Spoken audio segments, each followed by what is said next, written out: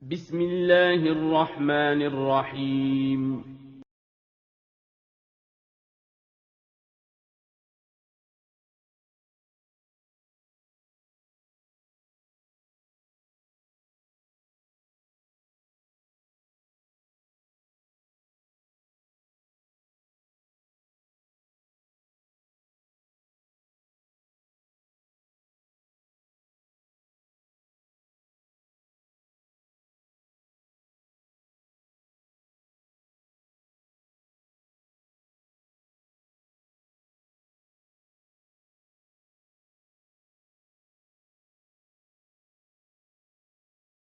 Bismillahirrahmanirrahim. Assalamualaikum warahmatullahi wabarakatuh. Alhamdulillahi wassalatu wassalamu ala rasulillah wa ala alihi wa sahbihi ajma'in. Amma ba'du. Kaifa halukum? Ustazah harap kalian selalu diberi kesehatan oleh Allah agar bisa terus belajar atau menuntut ilmu yang bermanfaat. Amin.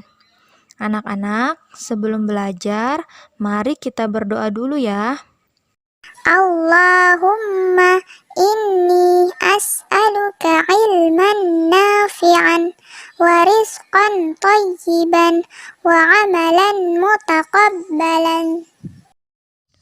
Hari ini insya Allah kita akan melanjutkan pembelajaran tematik di tema 7 kebersamaan, subtema 4 kebersamaan di tempat wisata pada pembelajaran 5. Nah anak-anak, sekarang coba lihat bukunya di halaman 212.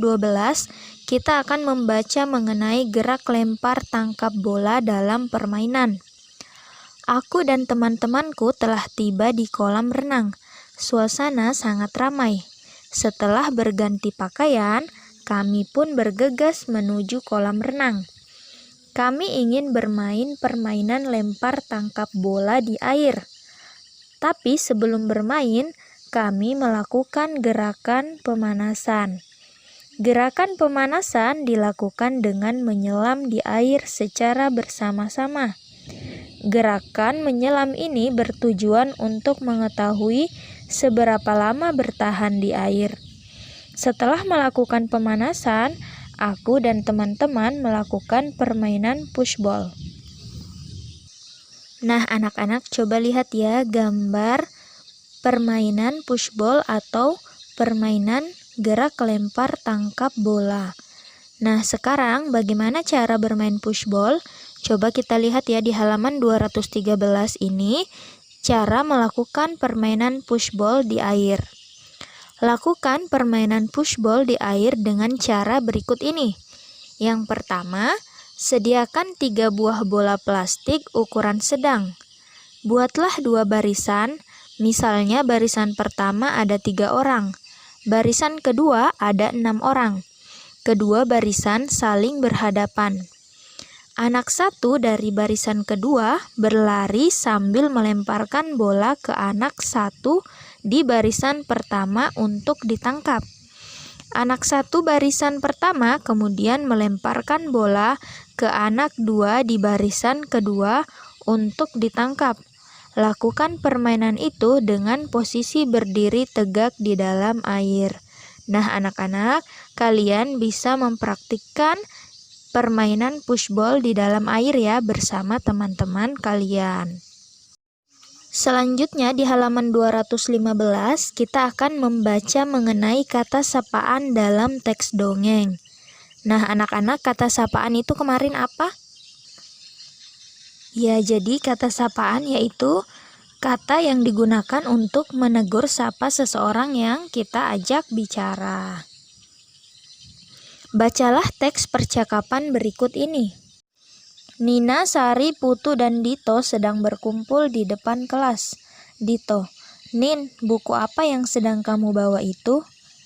Nah, anak-anak, dari percakapan yang diucapkan Dito ini, yang mana yang termasuk kata sapaan? Ya, kata Nin. Jadi Nin ini merupakan kata sapaan, nama diri. Nina, oh ini buku cerita yang aku pinjam dari perpustakaan tadi bersama Sari.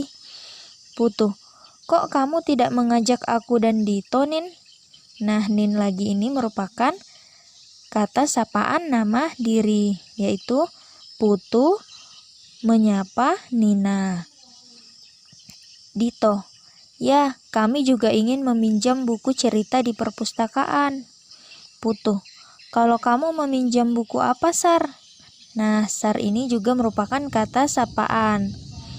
Jadi nama diri ya anak-anak. Sari, sama kok dengan Nina. Aku juga pinjam buku cerita. Putu, mau dong kita diceritakan isi buku yang kamu baca itu? Nina, baik, nanti setelah kami baca buku ceritanya, akan kami ceritakan kepada kalian. Sari, udah dulu ya, kami mau masuk kelas untuk membaca buku ini.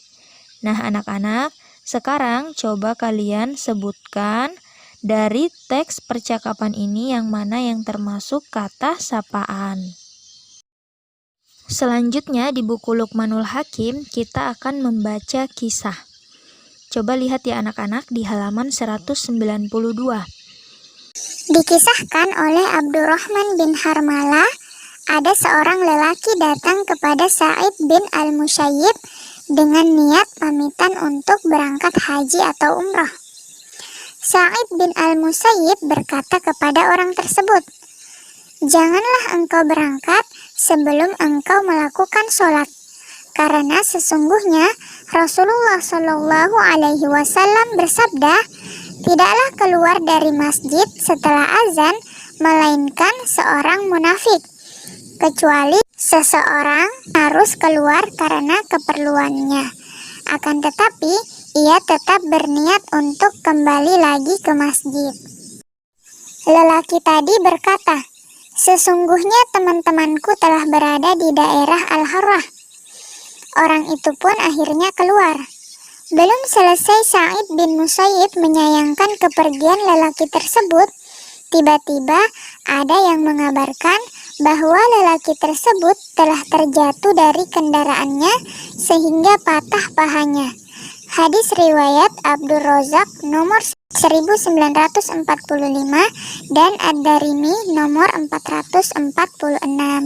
Dikutip dari kitab Ta'zimus Sunnah karya Abdul Qayyum bin Muhammad bin Nasir As-Suhaibani. Nah anak-anak, coba diskusikan hikmah apa yang dapat kalian ambil dari kisah tadi. Nah anak-anak, jadi hikmah yang dapat kita ambil dari kisah tersebut yaitu jangan menunda-nunda waktu sholat. Jadi sholat merupakan kewajiban, jadi jadikanlah sholat yang pertama, jadi yang utama ya. Jangan karena urusan lain kita meninggalkan sholat. Sebaiknya kita sholat dulu, kemudian meninggalkan masjid, karena kita tidak tahu apa yang terjadi setelah itu. Jadi sebaiknya kita melakukan hal-hal yang bermanfaat. Seperti kisah yang tadi, dia tidak sholat, jadi dia meninggalkan sholat karena ingin pergi haji atau umroh, tapi dia melalaikan kewajibannya. Jadi anak-anak, laksanakanlah kewajiban kita sebagai seorang muslim. Kalau kita diberi nasihat, sehendaknya kita mendengarkan dan melaksanakannya. Karena itu juga untuk kebaikan kita sendiri ya anak-anak. Sekian dulu video hari ini. Semoga apa yang Ustazah sampaikan bisa dipahami dan bermanfaat untuk anak-anak semua. Amin.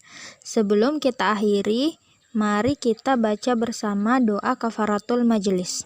Subhanakallahumma wa bihamdik asyhadu an la ilaha illa anta astaghfiruka wa atubu ilaik.